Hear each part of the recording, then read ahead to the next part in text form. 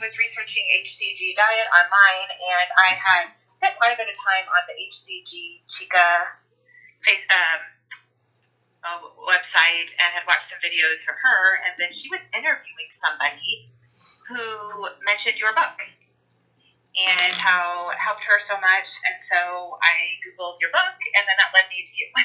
Yes. Have you been able to watch any of my YouTube videos? Or I have watched a lot of them. Yes, a lot. Okay, because there is a lot. Yeah. At this point, it's been, I don't know, well, it's been 7 years since I published Weight Loss Apocalypse, and I started doing YouTube videos at that point, and just to give people kind of, here's how this works, and over the course of 7 years, I've evolved because I've had to, right? Yeah. You don't just do the same thing and tell people that it's not working because of them. You have to look at, how you approach it. How do I describe this? Is there a better way to look at this? So, yeah, so I need to update Weight Loss Apocalypse to, like, here's what I've learned. Right? Can you tell that my videos, I don't know if you're watching the older ones or the newer ones, or? Probably a little of both. The one that really caught my eye was the one where you are, you're writing on a white marker board with red marker, and you're talking about leptin resistance. Yeah, got it. Yeah, oh yeah. That's like, that's where I go into the science of the hunger scale and how HCG works. Yeah. It's really like 30 minutes. Yeah, it's helpful. It really is a helpful video, which is why we recorded it. So what do you need from me? What are you hoping to get out of this consult? Yeah, well, I am very interested in doing HCG diet. I did it about 8 years ago and was pretty successful with it. And then the weight came back on, and I feel like there's some issues going on hormonally with my metabolism. I feel like I have leptin issues. I feel like doing this would kind of possibly reset me and maybe help me lose the weight. Okay, so there's a few things you need to address. You have to address, how your thoughts and viewpoints are maybe impacting your issues. I don't know your weight. I don't know your height. I don't know anything. But the first thing I tell people is how much of this is in your mind? How much of this is based on, your fears that might be creating the issue? Because you might have, what we know today is that perception and fear directly impact inflammation. So, in fact, fear and anger are the most highly inflammatory triggers in the body. Not sugar. Really? No. Yeah. Anybody who wants to tell you that doesn't really get it. Your brain is the source of inflammation. So your thoughts, your processing. And what's amazing is our brain has been wired over thousands and hundreds of thousands of years to, if we think something is threatening, it doesn't have to be threatening. Just the thought, that's not good, inflames the body. And for good reason. There's a reason why it's inflamed. Inflammation isn't a bad thing. It's meant to be there for running, hiding, being safe from predators. There's all sorts of benefits to inflammation. Problem is, that's not what you're doing. You're sitting there in your own fear. Right. And in your house when there really is no issue. Right. So there's no balance between the actual fear and your fear response, because it's an illusion. It's not a reality. Right.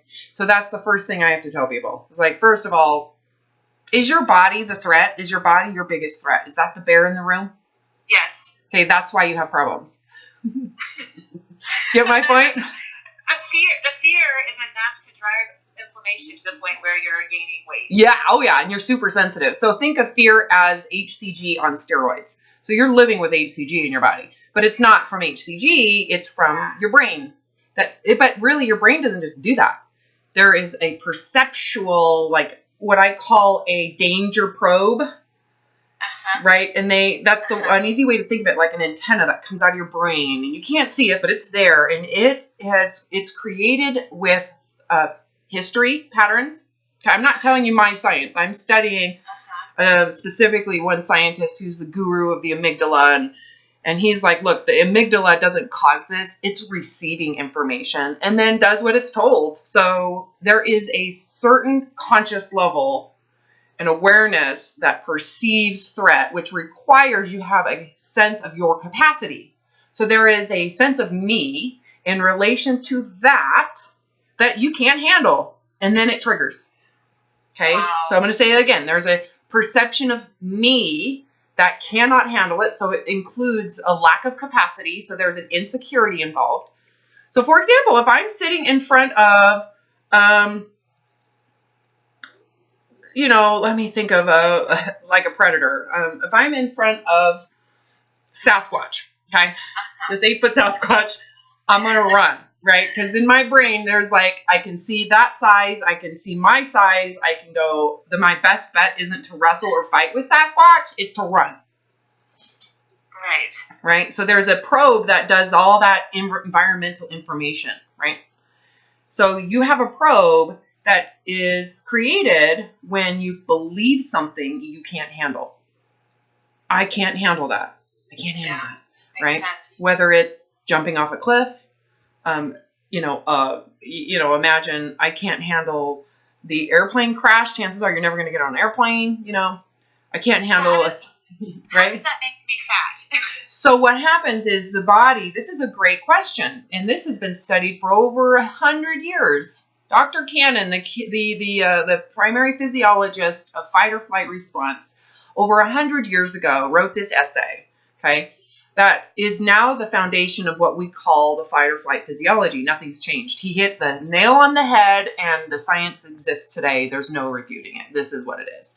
When you have a fear, when you feel a perceived threat, your brain shifts and it sends signals out to your organs, to your adrenals, to your testosterone goes up. Your entire central nervous system gets activated. And what that does is it also releases sugar, like your whole entire blood glucose goes up. It's a beautiful gluconeogenesis. So when you have fear, you have higher blood sugar. It's called emotional diabetes. It's meant to be there just in case you have to run. It's like an instant access to fuel. So the fueling mechanisms turn up. So what do you think happens to your need for food? Goes up. It goes way down. You don't need food. Your blood sugar is super high. I see what you're saying. I see because your body's doing gluconeogenesis. Yeah, you don't need food. Your whole body is like primed to not eat. What they found is that when they've studied stress triggers, if it is a real physical stress, you're not going to want to eat. Your whole body, your mouth dries. You don't produce enough saliva. Your stomach doesn't produce enough, gastric juices. So your digestion is horrible. The whole entire peristalsis of the gut turns off. Right. I have high cortisol. That's not surprising. Yeah. Because that's the natural reaction to someone who feels inferior, inadequate, can't handle. Okay. And imagine that your body, the one that's giving you sight, hearing, sleeping, wake time, consciousness, everything that's giving you life, you perceive that as your biggest threat. Yep. What do you think? You're living in it. You're living with some perceived threat, which is hilarious because your body's what's giving you life.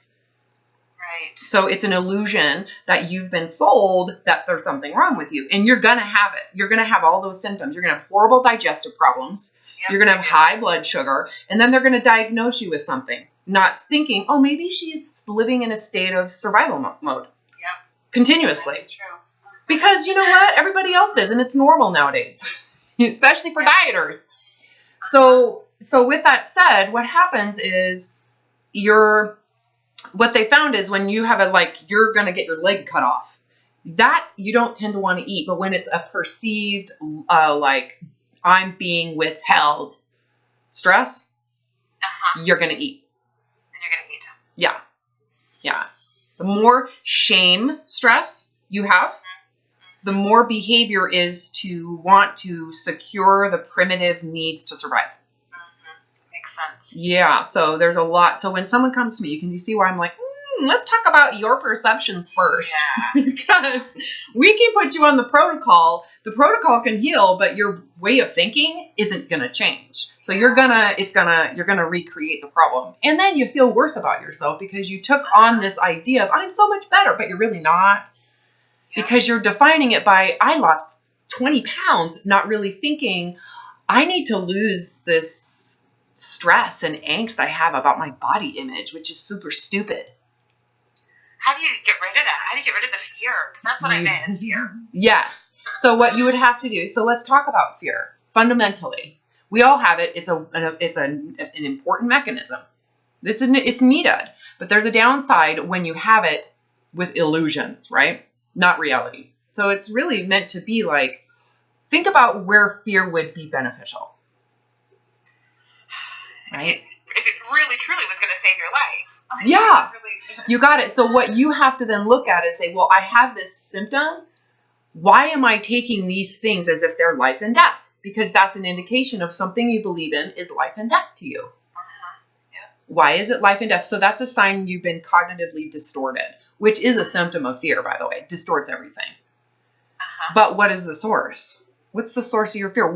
So the other thing is fear is not just the truth of the environment, right? Like, I'm going to die if I jump off a cliff. That's true. That's a reality. You're likely to die if you encounter a hungry bear prior to the winter months. You're going to die. He's going to eat you. You're hungry. It's hungry. You're totally inferior. That's a real thing. Yeah. If you are out in the freezing cold without adequate clothing, you're going to die. There's a reason for you to be like, you need to put clothes on. Yeah. So there's mechanisms in place that give you the foresight. Again, in the probe, it goes, gives you warning signals, right? Problem is, you have an illusion of danger that's not real. It's an illusion. But you believe it to be real. Because the only way for that mechanism to be triggered is if you believe it is real. It requires belief patterns. So that means you've internalized. Internalization is the language used when someone has been programmed. You've internalized. Someone told you at one point this was bad. Yeah. And you believed it. And there's evidence. You probably have evidence that it was bad. You know? So what my guess would be, because you don't have a threat, you don't have issues with food. You really don't. However, you probably do because it's constantly under threat. So food is actually a very big trigger. Why do you think? It's a trigger for me. It's a trigger for every human being that is alive today. Why do you think that would be such a unconscious trigger to this mechanism? I always feel like, I guess I feel like I need that dopamine. Food gives me the neurochemicals. Yeah, that's what it's supposed to do. So that's perfect. It's working perfectly. Yes. Why would it be under threat? Right? So go back to that, what the position of what is it that would make your food under threat to where you're sensitive to that need for the pleasure of it? Because that's a sign, right? Because that's what they've researched that with people who are in third world countries and who voluntarily starved themselves. That part of their brain becomes highly sensitive. It's natural. So you're not describing an actual problem. I'm over here saying, bravo, her brain's working amazing. Why would it do that, right? Yeah. Is it... I'm forcing you to really go into like what you don't want to see. You don't want to look at it.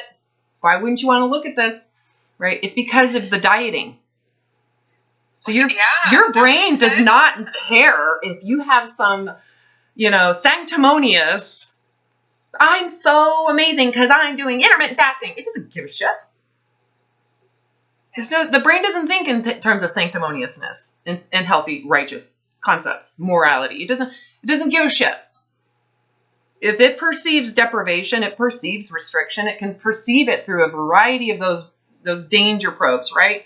Lack of nutrition, lack of pleasure. I don't know if you knew that, but the pleasure response is highly important to keeping the brain in a state of safety. Right. I feel like I can't find anything to give me pleasure unless it's food. Well, that's because you're probably living in a constant state of fear around food is bad. I shouldn't eat it. So do you hear that language? How that would definitely be, that's actually fear, fight or flight response with food. So there has been, again, decades that this has been known.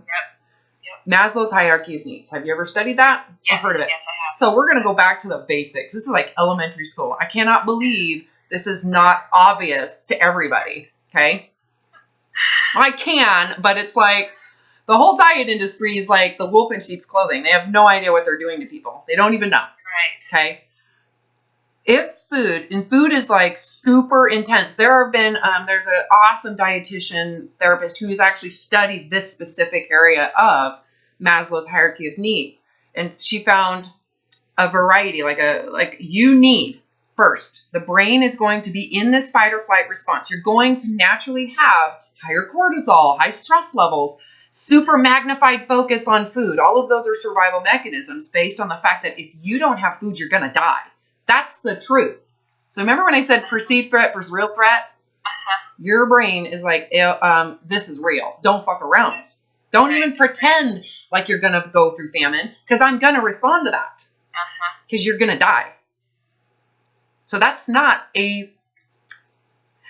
you can say, well, clearly we live in a first world environment. Why do I have this illusion of gonna die?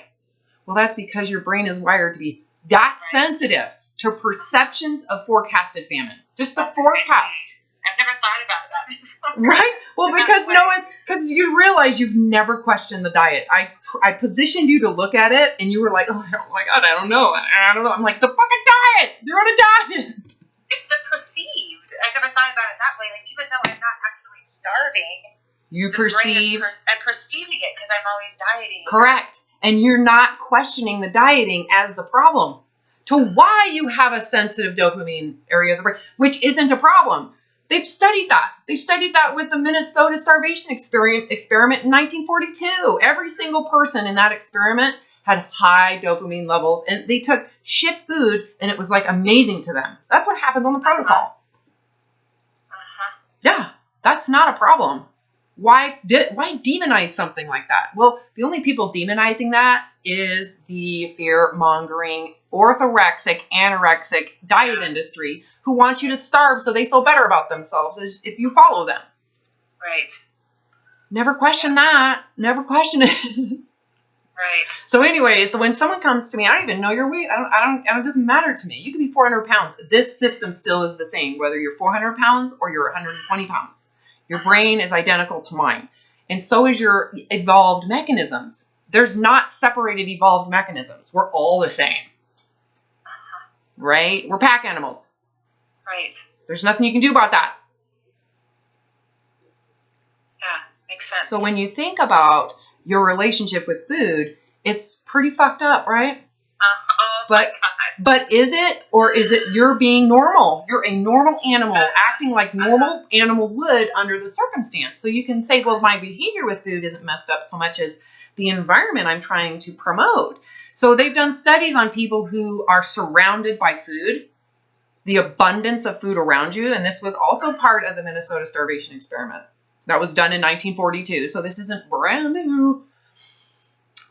Your cravings are going to be really high when you have food around you, okay?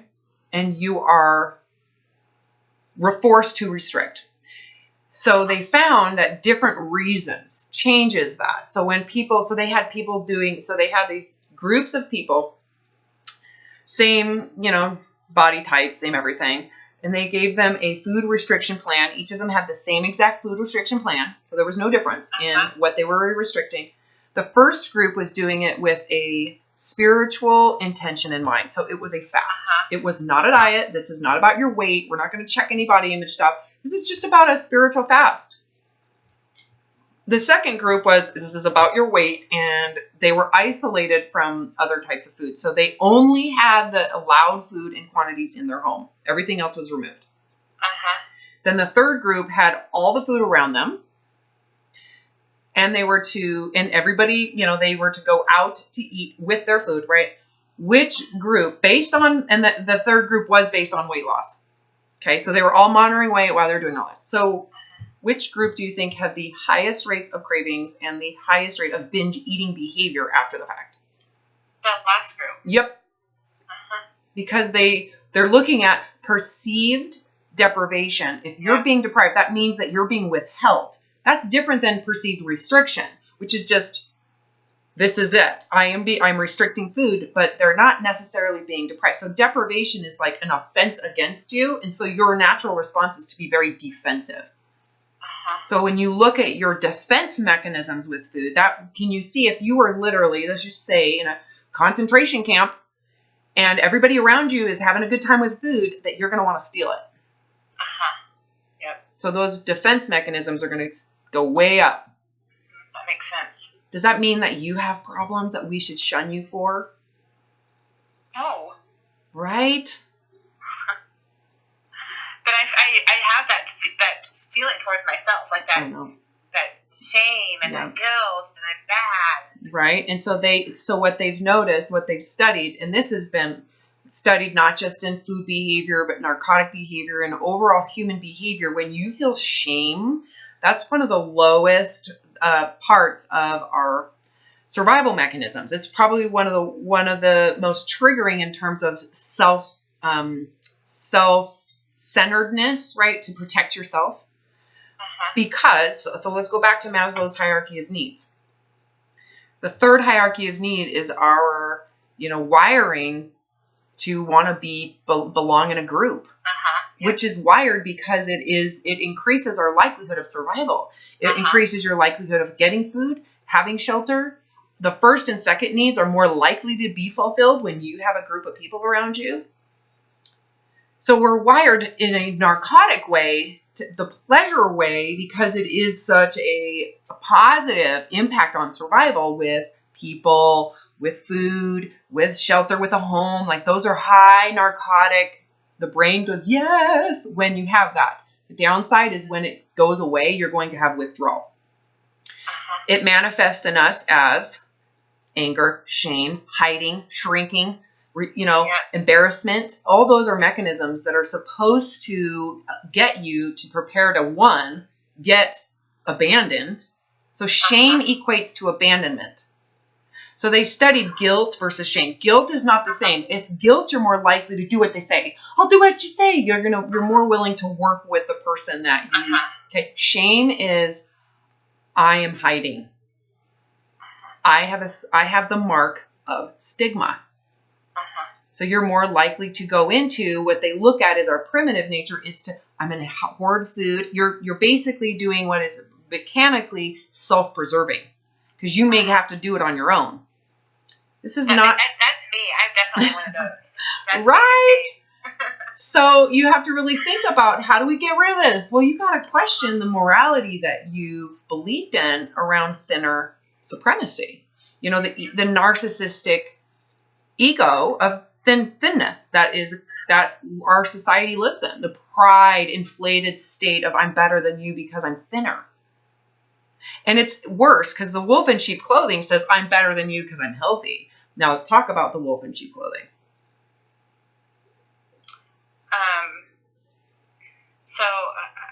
So where do we go from here? Yeah. So how's the protocol going to do? What's it going to do? So how we do this is you have to go into what's really wrong with your body. If you were to, let's just think about, because you have been culturally adapted to this culture. It does exist. Yes. There is a subcult, if we want to call it a cult, because it's not 100%. It's like 50% of the people out there. It's like foot binding in China for over 1,000 years. There was a belief that girls were sexier, hotter, more marriageable, and worth more money if their feet were around 3 to 4 inches.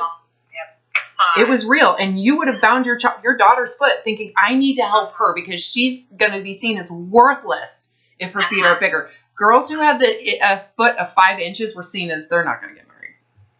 That's crazy. Yeah. That's ridiculous. Okay. So our modern day version of that is body binding through starvation. It is. Yep. I know, right? And you feel ashamed about yourself. What does that tell me about your brainwashing? You've internalized it. So you hold yourself to it. That fear that we talked about originally, the actual, like, there's a real life and death threat, that comes from the third hierarchy of need. The problem is you just believe you are worthy of abandonment if you are not thin enough. You believe it.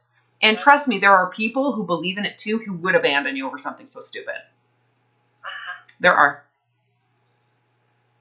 So it's not about, no, they won't abandon. Yes, they will. There are assholes out there who all they want is a look. They just want you to look good so that they look good. And they're basically the aggressive narcissists. And you are what we would call a co-narcissist. So you fundamentally adjust to their needs. So you've become trained. That's crazy. I never thought about it that way. I know. I'm basically giving you my book right now. This is what's going to get published here soon. That's crazy. Right. Except for it's talked about much faster than a book. So in the book, you might not even get through it because it's going to be boring as I talk about this crap. Which book is it? It hasn't come out yet? No, it's not. Okay. I'm writing about the Stockholm Syndrome right now. Today I'll be working on the because that's what this is, like battered wife syndrome. That's the co-narcissist side of a relationship where you have to conform to the person who threatens abandonment. So, yeah, that's you.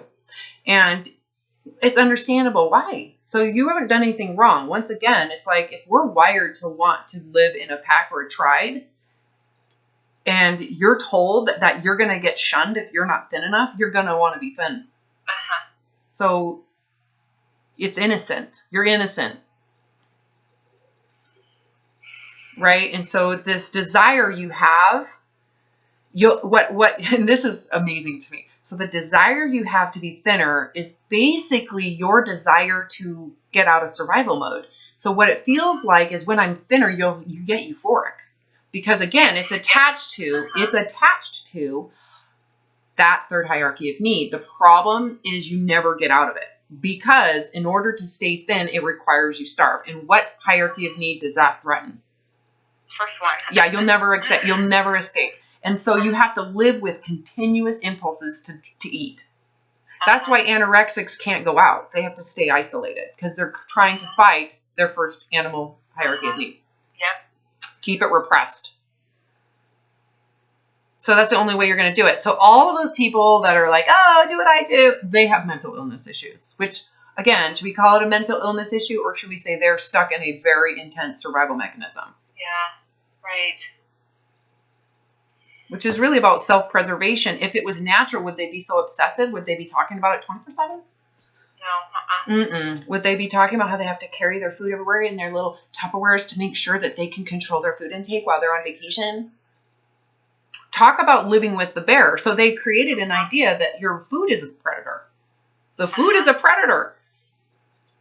The weird thing is it's not. That's an illusion. And so when you know through eating it, it's not, you're going to binge on it, especially when you forecast, I will stop eating it later. So you're like sandwiched between two famines, right? I just came off a famine and the famine's going to be around the corner. So I should get as much as I can in today, tomorrow, this weekend, because on Monday it's going to go away. And so you're behaving like an animal, which you are. You are an animal. So should we define that as some type of disorder or should we just call it what it is? Right. The problem is they're not looking at the diet industry and the concept of thinness as it equates to our need for belonging as combined together as a major problem to the well-being of anybody who believes it. So what if you practice more allowing with food, like practice it? Does that help? Yes, a ton. But the only way, so here's the approach that I've learned over the 7 years. The issues with food, so what I wrote in Weight Loss Apocalypse is relevant, but that's the ideal. That's what happens when people are not in survival mode with their weight, with their body. Make sense? They don't have this fear of, and I wrote that in the book, but just not in this detail. What you'll recognize is I say things like, you need to be able to do this without weight being your reason. Right? How do we get your weight out of this equation? You'd have to secure your third hierarchy of need. You'd have to love yourself unconditionally, even if you're rejected. You have to be okay with rejection and abandonment. Because if you can't, you have to be thin first. And do you see the cycle? You'll never get out. So the only way, and this is what I've learned over the last 7 years, the clients that like come out of this, it's a miracle, but it just takes that, you have to go through the humbling process, right? The willingness to be judged, ridiculed, abandoned. You have to go into that third hierarchy of need and desensitize it. Right? You have to kind of go against your primitive brain that says you need people to want you. You have to be okay that they don't want you. But why am I so stuck in that? Because nobody around me judges me for the way I look. Well, because you believe it. It's me. Yeah, you internalized it. So when I said there's a cult out there, you're a part of that cult. Not everybody is.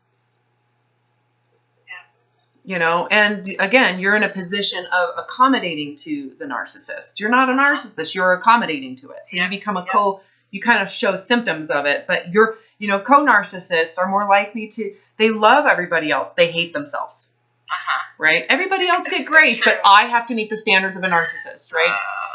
So the grandiose narcissist, which I have worked with those women too, they think everybody's shit. Everybody is shit, except for me. So I need to keep my standing, and they're hard to work with. Oh my gosh, there's people out there like that. Oh yeah, baby. Who do you think runs the diet industry? I can't imagine having that feeling. That's just so opposite of... Yeah, but those are people who get off on superiority. They get off on telling people they suck. I mean, you can see it. You look at our freaking country. Look at our president. I mean, you can see it. It's right there.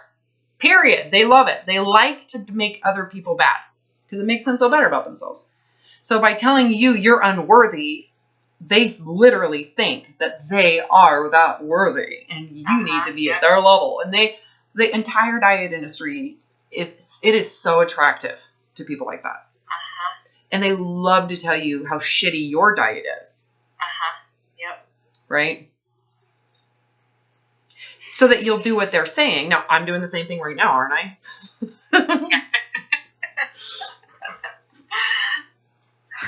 But let's just be realistic here. I think this is ridiculous. You shouldn't have to be under so much pressure to where you're in a first world environment. You have everything you need, and you're stuck in a sketched out third world brain. Why is it active? It shouldn't be active right now. There are tons of people who would love you just like you are. You could gain 50 pounds, and there are people out there who don't believe in that crap, and they'd be just fine with you. Because I've gained 50 pounds. Yeah, and there are people who are like, I hope she doesn't feel bad. That is just, she shouldn't feel bad. And then there are people like, oh my God, I am so embarrassed for her. Yeah, do you see who? Those are the thin supremacists. That's what I call them. Thin supremacy. You know how we have white supremacy that's thriving right now in the South? Thin supremacy thrives all over the place here. It's everywhere, in pockets. Thinner is more superior. So if you're going to be my friend, you have to be thin too. And that's you. You're that friend. That's so true. I was wondering, like, no one else judges me, I feel like. Why am I so stuck in this? And it's me. Everyone doing it. Yeah, well, and it could stem from junior high. I mean, you could be stuck in that kind of, because that was traumatizing maybe. You had a period of trauma where people were that way in junior high, and you're stuck in that state because you're stuck in that primitive abandonment. You have a probe that's been turned on since you were 12 that says, don't be fat. Because no one will invite you to the party. You're not going to be part of the cool club. That's real. You just got to turn that probe off. That probe needs to be literally cut off. And the only way to turn it off is to not respond to it. Basically, it's going to say, you're going to be fat. And you have to go, I don't even care. So you don't respond to the warning signs. That's not easy because it manifests in the fear response. Heart racing, hair standing up. You're going to be like an animal that's right in front of the Grim Reaper. That's what it feels like. So how long does it take to kind of get over that? Does it take just constant practice? No, once you do it one time, it's very quick. So this is how it feels. I'm going to give you kind of like a way to it feels like you've been caught doing something wrong. So you can either postpone it and lie about it, or you can just tell the truth. So the moment you tell the truth, what happens? Do you need to keep on telling the truth and practicing the truth, or is it over? It's over. Yep, that's how it works. That's how it feels. So there is a residual like, oh my God, there's no reason to lie. You may still have like, oh my God, everybody's going to know. And then I want to hide. You may have a little bit of that, but once you tell the truth, there's so much release from that where I don't have to hide. I just want to be over. So as soon as I come out of the closet as a fat person and everybody sees it and I don't make excuses for it, it's over. It's like 48 hours maybe. You just have to you have to fully come out. And that means, and so where people struggle a lot of times with this process, because this is what I have people do first. I have them come out of the closet as a fat person so they can get over the stigma. They can get over, do you see what that would do to the integrity of doing the protocol? Yes. Changes the integrity completely. Yeah. This isn't about your survival mode. This is if you have a physical issue. Now we have a medical procedure, not a we're trying to prove yourself to narcissists program. So how do you come out as a fat person? Like how you just right? You have to go through a process of really thinking. So contemplation. It's just like you and I talking right now. This is how you do it. You think about it. You have to process, what is this worth? If I want freedom, I have to really get to the point where I'm not afraid of my body. I'm not afraid of people rejecting my body. Because when you really think about it, the only reason you're afraid of your body is because you're afraid of rejection. It's really not your body. It's rejection you've attached to it. Yeah. So this conversation is really just contemplation, becoming aware so that you know what has to happen for you to release yourself from the panic, anxiety, and at least fight or flight response behind what you're doing. Yeah. Right? And so by going in the direction you don't want to go, which is accepting your weight, you're essentially desensitizing the fight or flight mechanisms that are attached to it. Once you've accepted your weight, so a lot of people are like, well, then why would you do the protocol? Well, once you get there, do you really have a physical problem?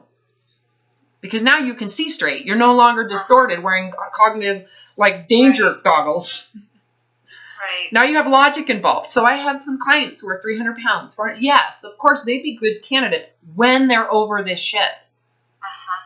But until then, because if they're not over it, what happens is they become highly attached and euphoric with the weight loss. Now that becomes a problem. Yeah, right. Because when the protocol's over, it manifests in fear. I have to keep it. Yeah. They go through withdrawals, right? And they have to function in reality. And all of a sudden, all those symptoms come back.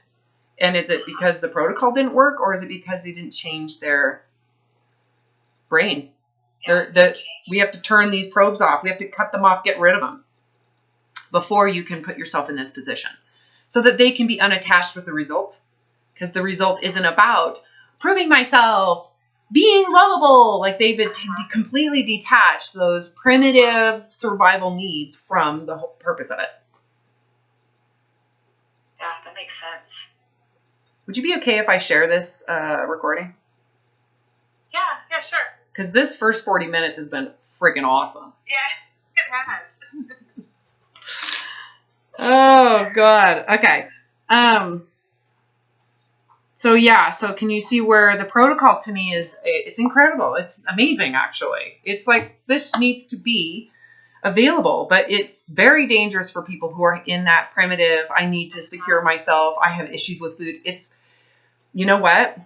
This is not a good start point. It's a good end point for people. Not a start point, end point. The start point for you before you start injecting, before you start loading, is really get into what's really wrong with my body. Do I have a problem? Obviously your initial response is going to be the reality of where you're at. Right now I'm manipulating you. Can you tell? I'm not. I'm just opening your mind a little bit to see it differently. And you might not be ready for this, right? So it's like, but I got to go back in. I got to fix my weight first, and that's fine. My goal would be you need to stop and think for a little bit before you do this protocol, because you can go on this protocol. You can lose weight. It's easy. Duh. Yes, it works, right? But you need to really address the underlying self-worth issues that you're struggling with. Don't make this about your self-esteem. Socially, don't make this about the third hierarchy of need. Don't do it. Make sense? Because if you really want this to be a physical healing process, then why don't you stop being the asshole? Stop being your own tiger. You're the tiger attacking it's like your body isn't doing anything wrong. Someone told you it's doing something wrong. And you're complying to that person or people or system. So what would be like the first thing to really work on? Is it that more just kind of where you were talking about just kind of releasing yourself as a fat person? Yes. I come out of the closet. Yes. That's the way I like to verbalize. Because that to me is very simple to go, come out of the closet as a fat person. And because if this is the end result, like if you gain all the weight back from around, if this is the truth of where your body's at naturally, you need to accept this. Start there. Because if you can't accept this, then you'll never really get out of this state of mind. You'll always have these issues with, high cortisol. You're always going to have those until your body fatigues and then it's over. Yeah. Right? So, yeah, under this situation, you are highly sensitive to a lot of shit, but it's not because of your body fat. And they know that. It's because of the fear response. Stress. So how's some of the self-talk, how would that work? Just kind of the self-talk or... contemplation. What's that? It's really deep contemplation. So, have you ever been divorced? Yes. Okay, this is like that. You know when you had to really think and face things? That's what this is. Because it's kind of like a challenge to your identity. And what I mean by that is a challenge to the identity that you pictured in your head that someone gave you. It's the concept of who you think you are based on what is liked and wanted and needed from your pack. So you have a self-concept that is thin. Or just thinner. Just thinner. It doesn't have to be thin. You need to challenge that and ask if you want to be married to that. Do I really want to be married to that thinner body when all it's brought me is shame, inadequacy, obsessive compulsiveness, binge eating issues, starving intermittently? Think of what it requires for you to be married to that thin image, that narcissistic thin image that tells you, you piece of shit, you need to go hide. So that thin image isn't you.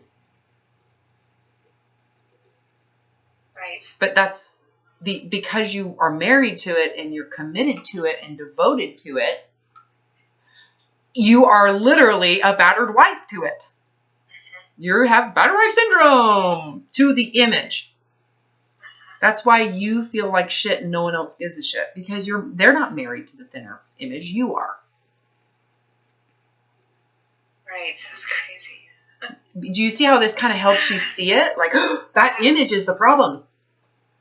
You've never questioned that image, but that image is biased towards, I just want to feel love and accepted. So that's the only reason why I married it. That image came to me and said, it's like a contract with the devil. You will be loved and accepted if you marry me. Sign on the dotted line. I will take care of you. You'll be loved and wanted because alone you are a reject. You need to be thin. Thinness will make you lovable. And you sign the contract at some point in your life, and here we are, karma's a bitch. And it's interesting because I've been able to overcome so many other things similar to that in my life. Yes. Like a bad marriage or just various other relationships that were toxic. But why can't I get over this one? Because this is really about you and what you want. So this has to do with your underlying feelings of inadequacy that probably came from your junior high years. So now we're dealing with you and you alone. It's so much easier to kind of let go of an asshole. Yeah. But when you're the asshole, it's a little different. So it's like, that's what I meant by contemplation inside yourself. Like, do I really want to be a part of this religious dogma?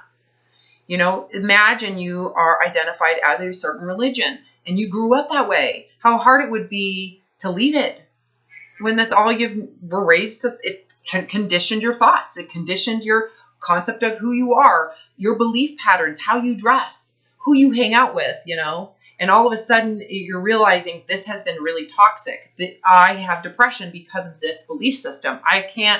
I'm held hostage to it. I don't get to go out. I don't get self-exploration. I don't get to be me. Whatever that is, because you lose touch with yourself when you do this, right?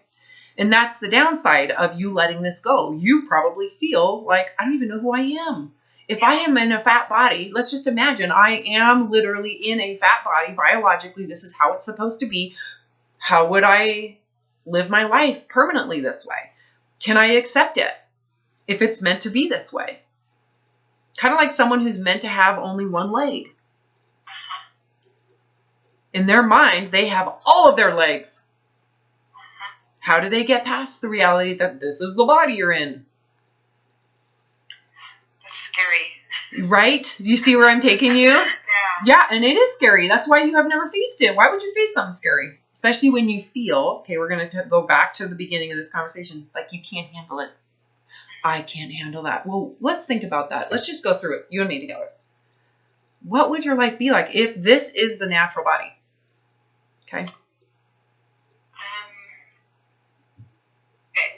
Obviously, I don't feel like it would be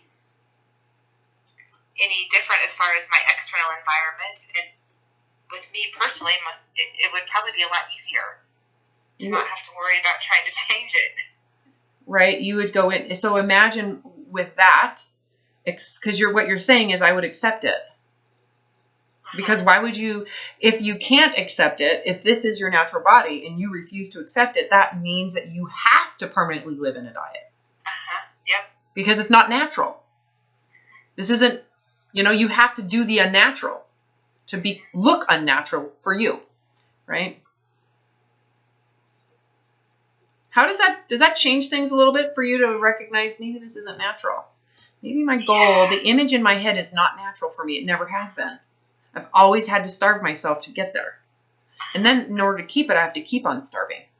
So the idea that I'm sold with the media that I can lose weight and it's easy is a fucking lie. So how do I know, like, is this my natural weight, or is this weight I'm at? Is it just a result of a lot of self-abuse and dieting? Well, of course it's a result of what you've done. Yes, of course. So the reality is you'd have to be open to what it would be without any of that bullshit. You'd have to surrender the bullshit and be open to, and what's the worst case scenario? That I keep gaining weight? Yeah. Keep in mind, you're not going to be dieting anymore. So what is the likelihood you're going to be overeating? There's no bad food. There's no, I did something wrong. Oh, I ruined it. And all that goes away. So what happens? Overeating. You got it. Notice how I had to kind of go, but keep in mind, your overeating stems from what I just said, which is you're bad, you suck, you failed. Now you're going to overeat. Plus, now you got to fix it. So we get rid of all that bullshit. So you're completely removing all the restraints and morality and badness. All that goes away. There's no limitations now permanently. What happens to the strain with food when you do that? It loses its power and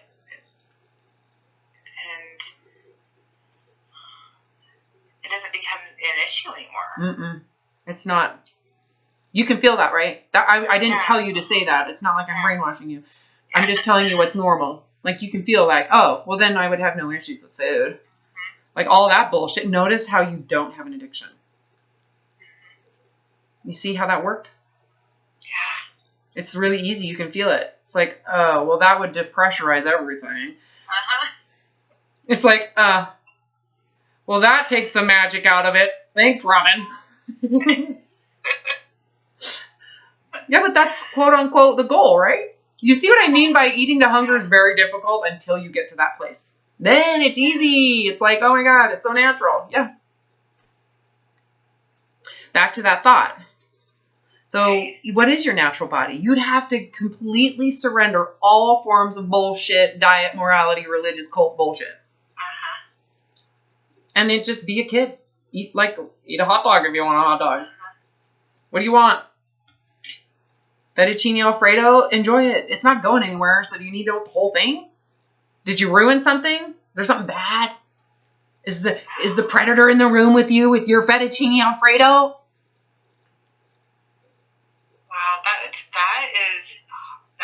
That's all I know. Right, but you clearly have the foresight to know it goes away. Like you just felt that. with your own awareness. Like, oh, yeah, that's obvious. That's truthful. There's no like Robin's telling me to memorize something, so I know that's what happens. No, you know, that's what happens. So then you could eat naturally, and what do you think is going to happen to your body? It's going to do what it's going to do. Yeah, right. So then it becomes whatever it is naturally.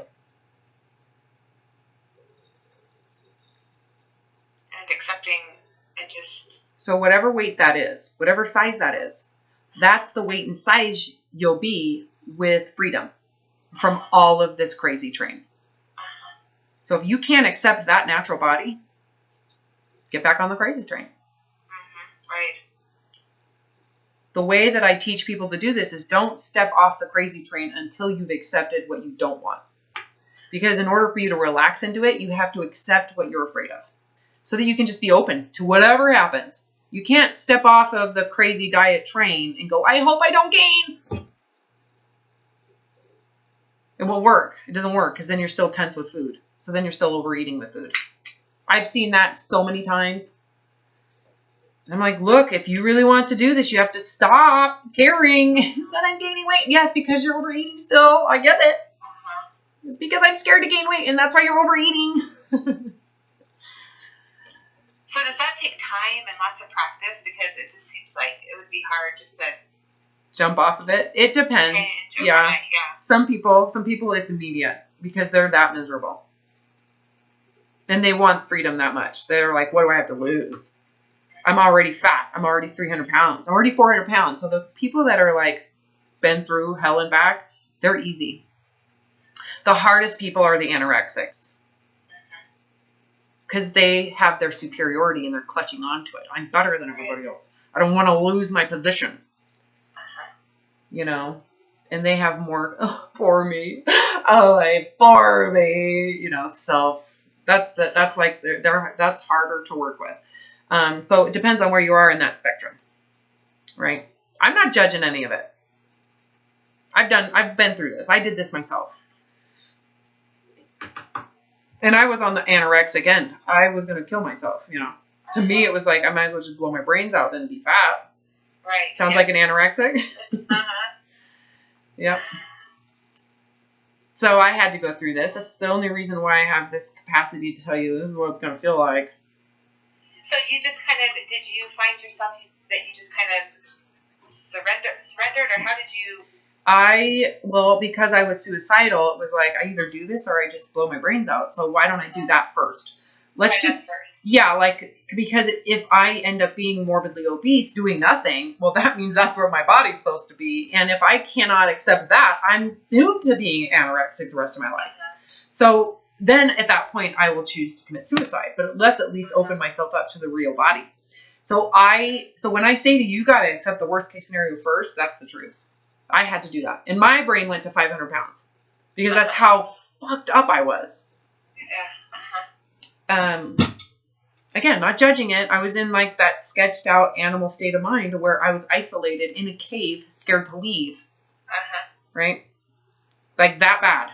That type of fear, right? So you can say on a spectrum of survival mode, you know, it's not all or nothing. There's a huge spectrum of like this was like, you're going to die I felt like I was going to die 3 to 5 times a day every time I ate food. You know, so for you, it's a process. I'm presenting this to you. You had no idea this was going to cut this. You had no idea, right? So it really comes down to, do you want to find out? Are you ready? It's just, okay, so let's talk your language. You're ready to find out if your husband's cheating on you? You see what I mean? It's not that easy, is it? Because you have to go into, can I handle it? Am I really willing to do something about it? Can I handle the pain?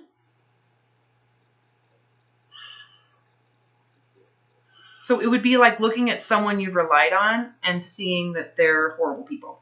Not to judge, but to see that they're not going to change. This isn't going to change. They have personal issues. So that thinner concept you want, and you've been praising and worshiping, and the idol inside your brain of, I need that to survive. You have to question that. And you've never done that before. Yeah, that's correct. Right? And so I'm saying you need to look at that, and you need to open your eyes. Do you want to find out if your husband's cheating on you or not? That's what it feels like. It's almost like I'd rather keep my eyes shut. And people do that until they're and they're like, no, we'll fix it. Oh, no, the protocol can fix it. Oh my God, no, I've got this new thing, the intermittent fasting. No, and now it's keto. Hold on, now there's these hormones, right? You can keep on working on the marriage. You've been working on it for a long time now. Yeah, right. That's a good point. I know. I feel like I don't even know how. Like if I said, okay, yeah, I'm ready to do this. I'm ready to find out if my husband's cheating on me. It's like I don't even know how to do it. How do I do it? So I will give you some instruction. Okay. And this is what I do. This is what I do with people. We do this. I'm like your marriage counselor, if you want to call it that. But I'm not a counselor. I'm just someone who's done this before. You need to look at the likelihood that you'll ever reach the image that you have in your head. What's the reality? You need to actually get out of your fantasy and be realistic with, I could get to that weight, because you probably could.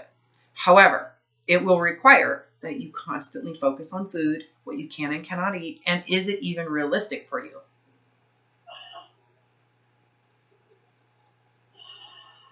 Is that what you want to do with your life? It can be a conscious choice. You know, I always say, like in a marriage that's bad, when you realize your husband has these needs that you're not meeting, you can stay with them by choice and just accept that. That's a better marriage than someone who's in denial. Don't you agree? Yep. It's like then it becomes a contract. So you can stay with this person because of the things that you can't supply yourself, but now you're aware of what you cannot rely on emotionally. So you can stay in thin supremacy. You just need to accept what it's going to require because of the animal aspect of our needs for food. You will always have to repress your desires to eat and the impulses to eat. You cannot change hundreds of thousands of years of evolution in your lifetime. It's not going to work. So you're going to have coping mechanisms. Maybe start smoking cigarettes. A lot of people do that. Abuse diuretics. You can puke after you eat. That's called bulimia. There's a lot of ways to manage it.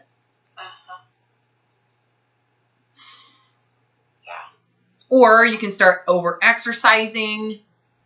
You can make that a big part. There's all sorts of ways to cope. But that's what your life is about. That's your purpose, right? Can you see that's like I'm harnessing my purpose in that direction. Like that's what my role is in lifetime, is to focus on making my body look like that. Right? You can keep on doing it. If you don't want to face what would life be like if you could stop? Because if you stop, what do you have to accept?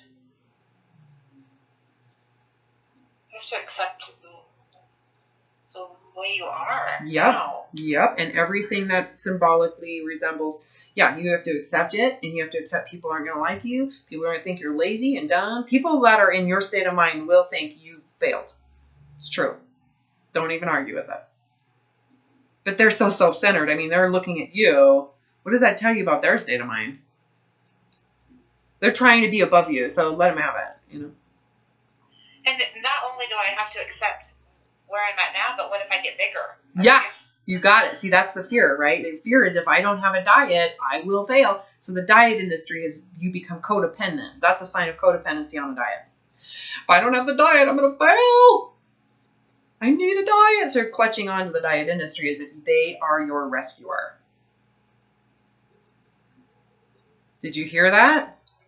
Did you feel your thought and then hear the truth in my reaction?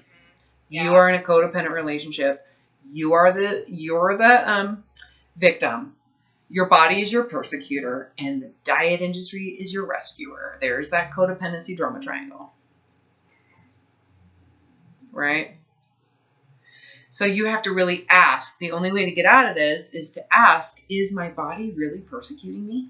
Is it really the bear in the room? Has it done something so wrong and so horrific that I have to devote my entire life to fixing it? So do you see where I'm going? Yeah. I'm questioning the dogma. It's like questioning your religion. Do you really need to be completely controlled because you're so shitty? You're that shitty of a person that without a religion, God hates you. Is that really true? You go into your heart, right? Go into the heart of it. It's like, no, I'm a good person. You know, I had to do that. I had to go into myself that way too. If I end up being morbidly obese, is that really something to be ashamed of? Think of what is worthy of shame. What is worthy of shame?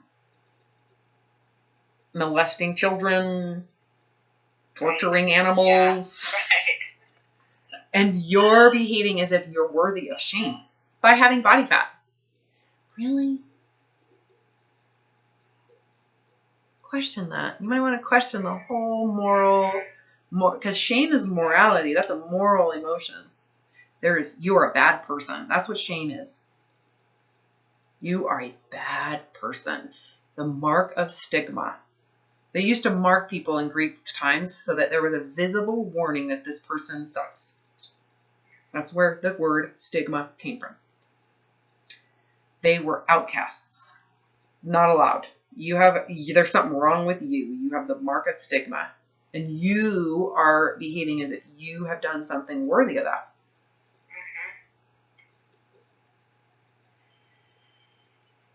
So you see where you need to contemplate. I'm telling you, this is what you need to look at. That's where you go to release yourself from these survival mode mechanisms. Because these are real ancient, primitive mechanisms that are working perfectly. It's not like there's something wrong with these mechanisms. We just have to question why they're attached to something so fucking stupid. Right, exactly. It's really stupid when you take a distant look at it. Doesn't it sound like they're so dumb? Oh my gosh, yeah.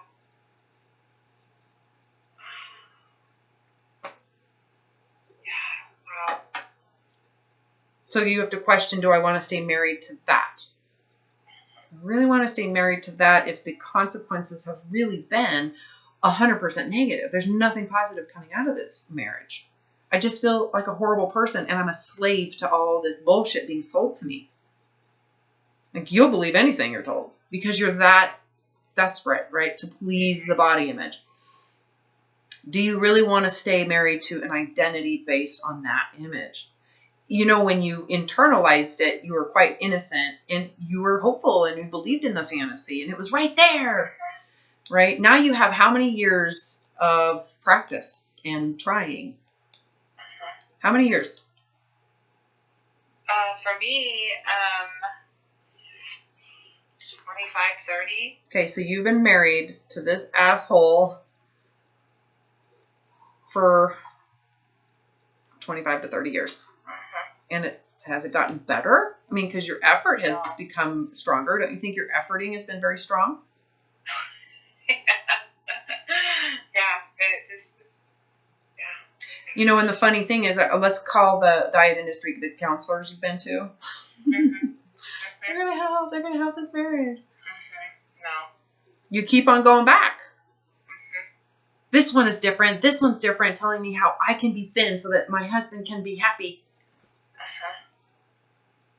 Which is really your idea, right? It's not a husband. It's a female objectification that you want, right? So you have to think about that. But when I say husband, that's the funny thing is that it is created around the male needs, right? So, that's true. That right. is true. So it's like you really need to negotiate with this idea of a husband in your mind attached to the thinner body that is attached to sexuality, attractiveness, wantingness, being needed. Do you really want on your resume to a man, I'm thin for you? I starved myself so you can get a heart on. Yes. God, sounds ridiculous. It is. Like, it is super stupid. It's no different than I bind my feet so you can put your dick between them. Yeah. And like I said, I am so not like that in other areas of my life. And it's just like I don't let people tell me what to do. I'm very, strong when it comes to that. But I just need to apply that to this body image. It's gonna suck. It doesn't feel like breaking free. I'm out of here. It feels like loss. It's like the marriage. It's like the death. That there is a death component to it. Just imagine this is what you're going through divorce. So there is loss involved. But what's amazing is the loss is fantasy. Because really when you get rid of that thinner image in your brain and you get rid of all the fucking diets and crazy training, what are you really losing? You're losing your binge eating problems. You lose all the emotional eating issues. Dedication, energy, dedication. Like you've dedicated your purpose to this. Your whole purpose in life is now free. So you lose a purpose that was given to you by someone else. I don't know. Think of what you stand to lose. You lose so much. Crazy. So do you really want thinness if it means that you are held hostage to this system? No. That's an important question. Do you really want to lose weight if it means, or even a man that fights you for thinness? Do you really want to attract people with your body image? No. So what would happen if we could erase that from your resume permanently forever? It was just like so much freedom, just so much.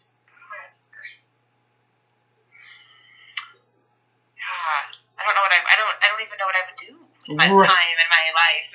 Yeah, what does that tell you about your brainwashing? What does that tell you? You've been inside a bunker. A go bunker. Think about your identity. So this is like a marriage. Oh my God, I've lost touch with who I am. What would I do with myself? I don't even know. So you get to start over. So the beauty of that feeling, as much as it's a little vulnerable, a little like, I don't even know what to do, is you get to figure this out just like a child. Just like a child does to figure it out. You get to explore who you really are. Who is truthful? Because this is all facade, right? So what's real about you? What's the truth about your nature? So as you develop this strength of who you are that is irrelevant with the body image, can you see that's what actually needs to be solved here? Yeah. Not I need to shrink my body. It's I need to shrink the image. And I need to develop the truth of my soul. Like, who am I really? What is my resume? When I have like, I want to tribe, I want to pack, I have a resume. What do you feel good about that is worthy of putting on a resume? That's truthful. It needs to be truthful about you, right? I feel like I need to, like you said, like be a child and start all over. And yeah, you can say, well, okay, so there's certain things that have never gone away. Like you have a good work ethic. Okay, I got work ethic. I can do anything. I can work at Costco. I could do landscaping. I could do anything. I've got a good, so that's real. I work hard. I play hard. I like to have fun. I like to travel. You know, there's certain things that are very real, that you probably have some connection with, but you need to strengthen that connection. Is it possible for you to strengthen those connections if you're still focused on your weight? No. You got it. So that's why you could say you've been weakened a little. You've been almost enabled very weak in this area of your true identity. You've been very strong in the fake identity to the point where you've lost touch with yourself. Yeah. Right? So as you think about it this way, through this process, put the protocol in some box that is to be attended to later. Let's focus on these issues now. Yeah, wow. Because what will happen is that will remove the pressure on the protocol, the impulsiveness to do it. That goes away, and then it becomes an intellectual decision, which is what it's supposed to be. Right. It's not supposed to be about, and I know you came to me thinking you had hormonal problems, but let me tell you, they might still be there. They might not. If those go away and your body becomes a natural state, do you really want to go on a diet? Do you really want to go on the protocol? Do you really want to do this? Is it really a good fit for you? Or is it a better fit for someone who's morbidly obese? You could be morbidly obese. I don't know. No, I'm not. Right? So, but you'd have to be open-minded and accepting of the body that happens. What if you gain 20 pounds? Well, what if that's actually the truth of where your body is? You need to accept that and then go from there. If you cannot accept an extra 20 pounds, then you have to focus in on dieting, and it's going to be permanent. Does it make sense? So at least you have an intellectual decision to be made once these issues are addressed. Wow. It's a lot. I feel like I need to like journal on all of this. Well, I'm recording right now, and so I will send this to you.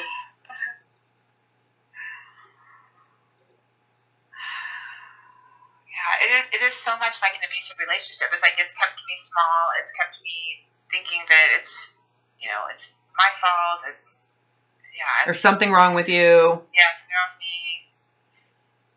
Yeah. What I find amazing, because that is what the diet industry promotes, is that those are not your, I mean, naturally, but because this is the downside of that industry and the media and the marketing, because they market what they're selling you as if this is easy, everybody can do it.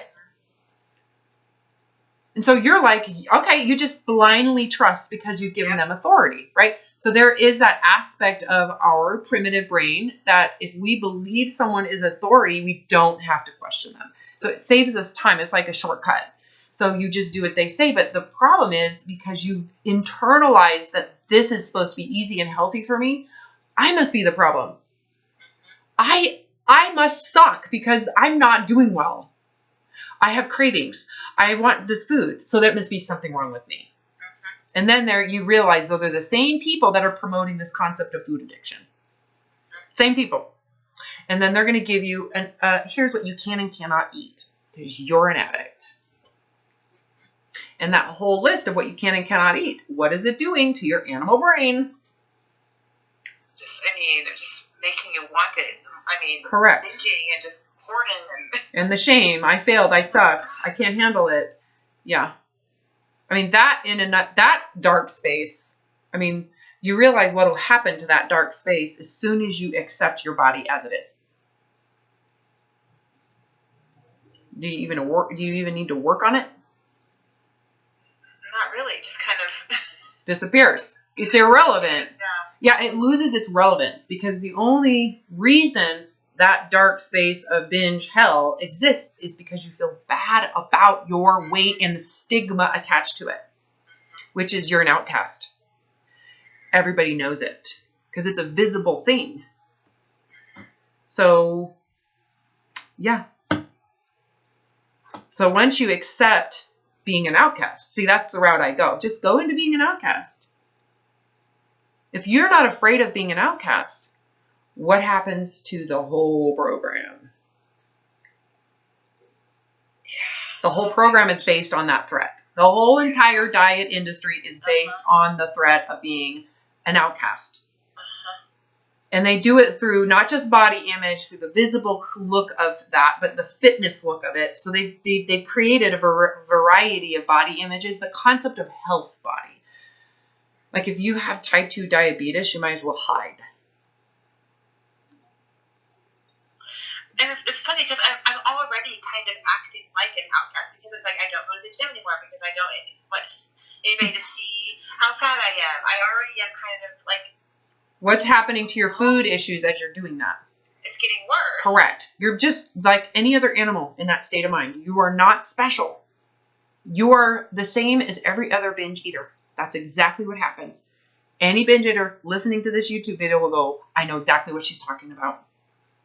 And you do. And they've studied this. They believe it is a primitive response to the fact that as an outcast, you have to secure your fundamental survival needs. So it becomes homebound and foodbound. And you can imagine that clearly if that mechanism is based on your body and food restriction, that your food intake would be much higher. So people who don't believe in thin supremacy, who have shame in, let's just say, money supremacy, they're more likely to use drugs. Because their food isn't actually restricted. They're more likely to try to find some other way to self-preserve. It's when you get into self-preservation, isolation.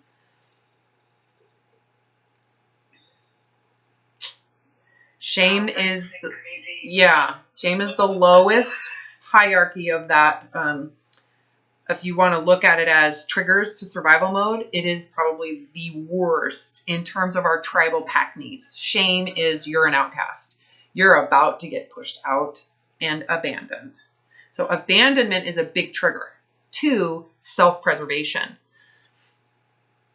Again, what they studied with people in guilt, which is I have failed, I've done something wrong, but I can fix it. They tend to go back. And so that would be like when you're dieting actively.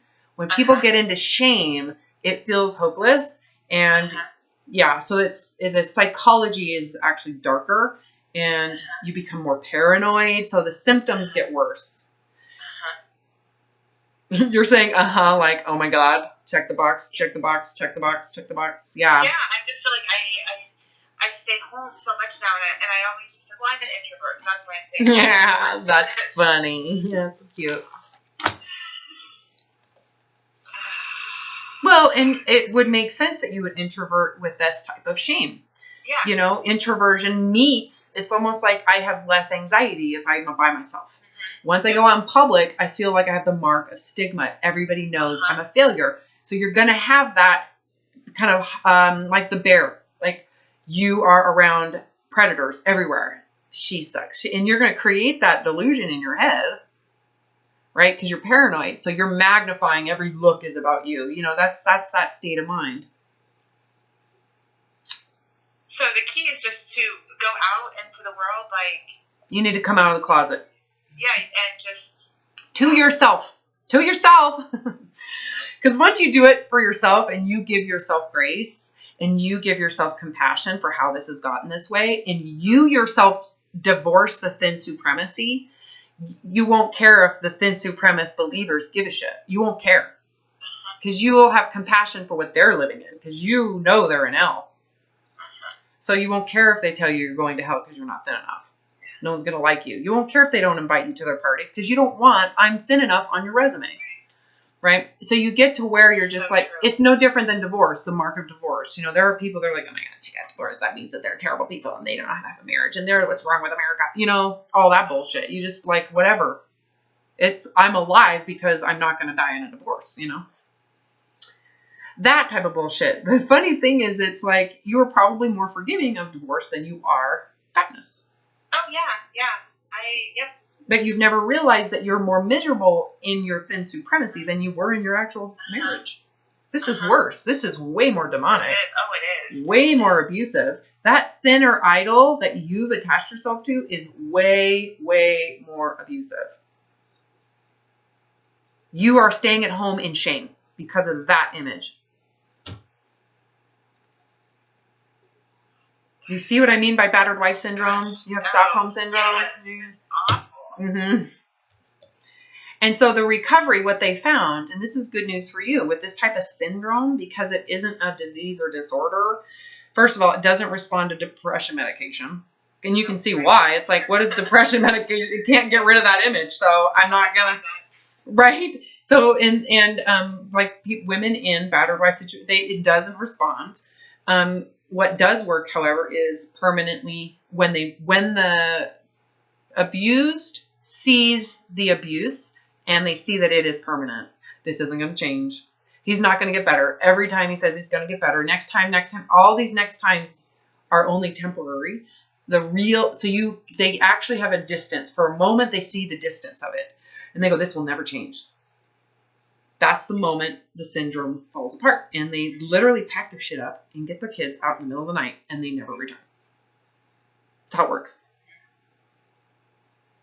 But until then, it's like a bargain. And I'm going to leave you to threaten you and make you feel bad. So they play that stupid codependency tag game. The moment you see that this doesn't change, I have to stay in this cage if I want to be thin. It will never get better. The moment you see that, your intelligence goes way up. All of a sudden, your brain changes. Oxygen goes to the front. I have to remember when I said then it becomes an intelligent decision. This is a moment of, I'm done. That means I'm done caring if people think I'm a shitty person. If they think this is worthy of shame, they need to get their priorities straight. This isn't worth shame. Don't treat me like I just raped your children. Do you really want to be a part of that? No. So you have to do it with yourself. You have to believe it in yourself, even if you have the mark of stigma. This is like being a leper and realizing I'm a good person, but I don't have leprosy. Right? And just like the abusive relationship, I kept telling, like, there's something wrong with me. There's something wrong with my body. Something's broken within me. This is just like an abusive husband would make the wife feel like it's her fault. Correct. There's something wrong with her. And that's what I'm doing. Like, yeah, and you deserve to be punished. Yep. To be isolated, and you should shove food in your face because you can't control yourself. So you punish yourself. Yes, you're in that state of mind. This is exactly what it feels like. You can see that and go, I have so much compassion for a better. This is not easy because you believe this person will get better, and you forgive this person. You adjust everything around for that person. You believe he cheated on you because you're fat. Right? Right? You see that? How dumb that is? Like, really? Oh, it's because you're fat. That's why he's cheating on you. Oh, that's cute, right? It's not why he's cheating on you. Because he'd cheat on you even if you were thin. In fact, if you were emaciated, it would be easier because you have no energy. Right. You're compliant in emaciation. Super compliant. And you stay home because you can't leave. Because if you leave, you're going to eat. You see it, Stockholm Syndrome? Yeah. Mm-hmm. Total shift in. It's just like a total shift in thinking about it. Yo, we got 10 minutes to keep the shift going. Oh, wow. That's crazy. Yeah, so the first thing I would suggest, because these fight or flight symptoms are normal. They're not a bad thing. They shouldn't be demonized. Of course your cortisol levels are going to be up. Of course you're going to be sensitive to fat. Of course. Those aren't issues. Let's not demonize those, because that would be what's to be expected under the circumstance. Let's focus on your horrible marriage with a thinner concept of yourself, because that's what it is. It's an image you have of what you want, married to a kind of, you can think of it like a religious ideal. Yep. Jesus will love me and forgive me when I'm thinner, but he doesn't forgive fat people.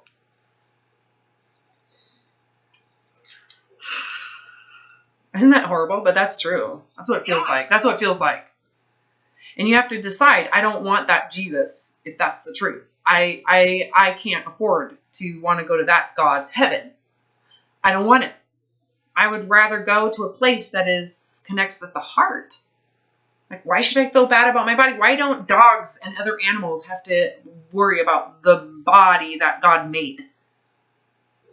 They get to just live and exist in their God essence. But humans, we failed. God sucked somewhere, and we got to fix his problem for him. Good point. Right? So that he feels better about himself. So we're coming to his rescue. I mean, super codependent drama triangle bullshit, right? That's what that is. It's like rescuer, persecutor. Do you know that all that stuff? Of what? The drama triangle, like the codependency drama triangle. Have you studied any of that or looked at that? That would be really fascinating, but you can trust me on this. It's codependency. It's when you are too weak, you find a rescuer who fixes it for you. You now need that rescuer forever, right? And anytime you perceive yourself as being persecuted, you don't handle it. I need the rescuer. So the diet industry is your rescuer. Your body is your rescuer. Yeah, and at different times, when your animal brain actually wins, which is what it always does, the diet is your persecutor and food is your rescuer. Because that's how it's supposed to work in survival. Your food will be your end result. You're going to get it. You're going to get your food. Oh my God, I know I'm just literally my brain's open and I'm puking all over you. No, I can already feel, I can feel a shift, and I can almost already feel a lift in my mood when I think about it that way. Like, it's almost like, oh my gosh. Okay, so I'm going to give you a pointer right now. In that feeling, I want you to go into forgiving your body. Does that make that feeling better? More? Does it come like that feeling of, oh my God, I feel so much better? look at your body. Is it worthy of shame? So go into the grace of that body image. Does that make that feeling bigger? Meaning, oh my God, I can feel release. The more I feel that grace and forgiveness, the more release I get. Mm-hmm. Yeah. Yes. It feels lighter. It feels like weight has been lifted off my shoulders or something. It just feels, I don't know. Okay, so this is a moment where it's like, well, you can leave. You don't have to stay with this. You don't have to hold up. You can leave that body image forever. You just have to accept you'll never get it. You don't want it. Even if you could. Let's just go this way too. Well, what if you lose weight naturally and you look like that? Do you really want to pay attention to it or even take ownership of it or even acknowledge it? No. No. See? So it's like, even if it did come to me, I would ignore it. If that's the real body, why would you take ownership of that and promote yourself as better then? You're going to go right back into the insanity. So it doesn't matter if you're thinner or fatter or anything in between. Do you really need to give a shit? No. If you get hit by a car and you become a paraplegic in a wheelchair, does that change anything in terms of who you are? No. It's still the same person. You got it. So if you lose 10 pounds, are you a better person? No. Same person. You see, that's an illusion. It's an illusion to even think that that body is a reflection of your worth. It's got its own worth system. It's like keep her alive worth. That's what your body's doing. Yeah, that is a total shift in thinking. Right? Well, because it's like, well, let's honor the real you. So the goal would be that you need to strengthen the sense of the real you that has nothing to do with your big ass. And whether someone likes your big ass or not. Someone liking you or not, what does that have to do with the truth of you? Right. Who cares? That's their issue. If they like me, good for them. If they don't, that's okay too. And like I said, that's the attitude I have out in the real world. I don't care if people like me or not. So I have all these areas mastered already. The other areas of my life. It's just.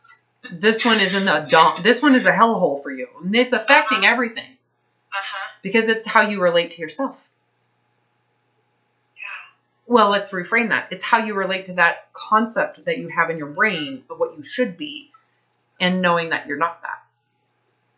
So do you really need that concept? Because it's not really who you are. Yeah.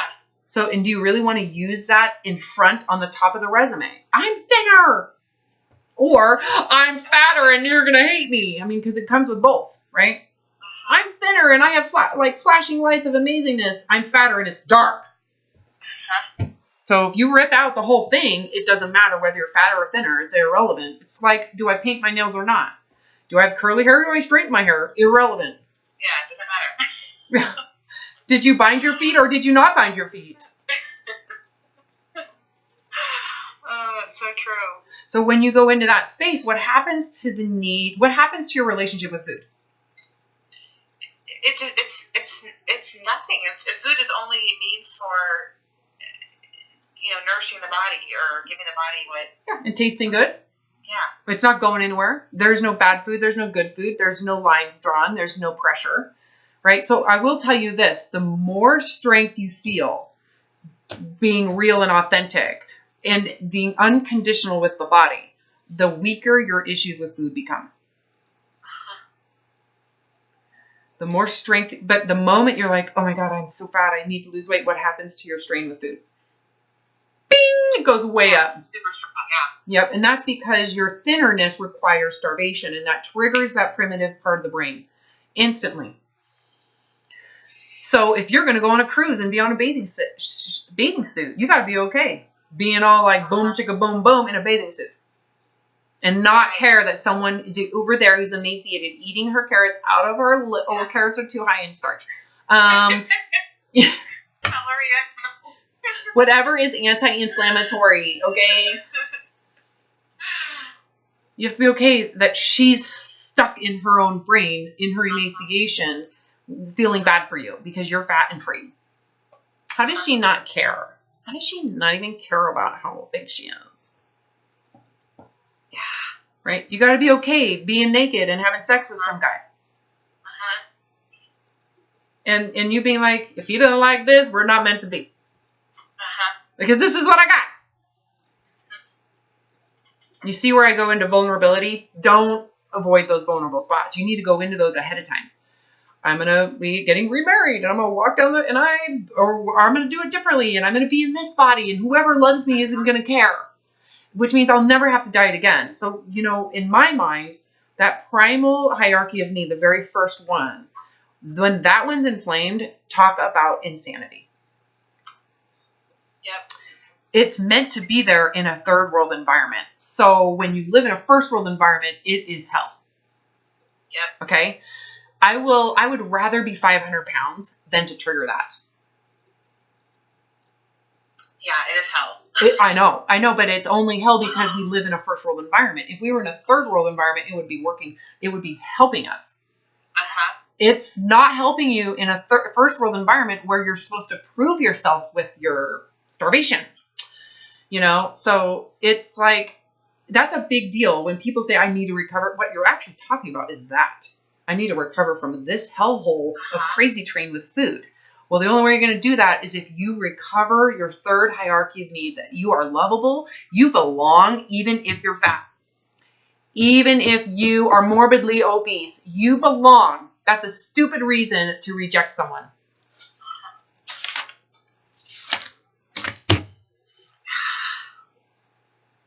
That's huge.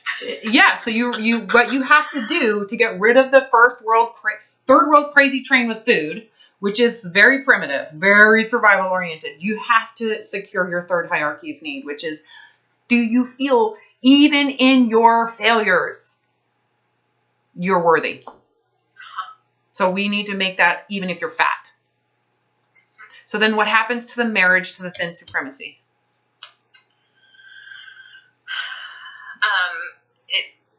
It falls apart. Yeah, you pack your bags and you leave. You got it. You don't even wait for the divorce papers. It's over.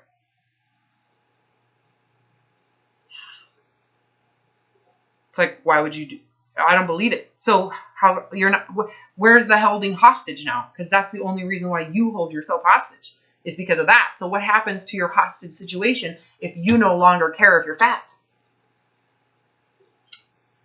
You aren't hostage anymore. You leave. You're like, why would you stay in this environment? Why would you voluntarily restrict food and go into that primitive animal brain? For fun? I'd rather be 500 pounds. I'd rather have diabetes. I'd rather die of a heart attack. Because in the present moment of life, you have all the freedom now. Like that whole space of like, what do you want to do? Who are you? Like express your true nature. Let's get into the truth of me and not self-promoted me, narcissistic me, but just like, I'm good enough. I can now be out of that crazy brain system and you come out of survival mode and our brains function very different. Like it's a different way to be. Like way, way easier when you're not in those primitive states of mind. And you'll recognize everybody else that's in it.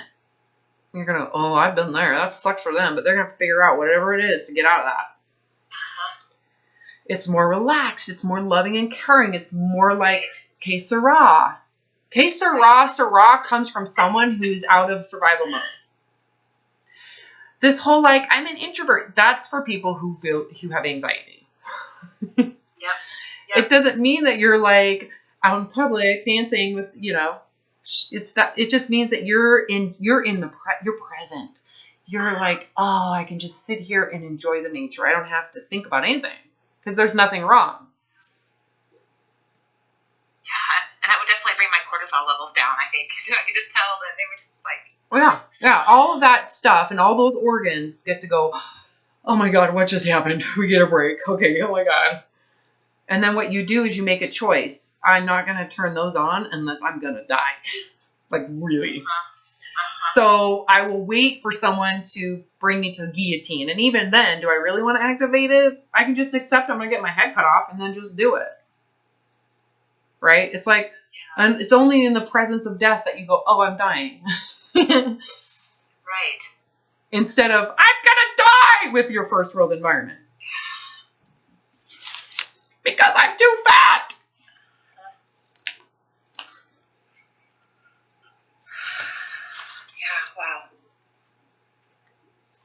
Okay. Do you have any questions for me?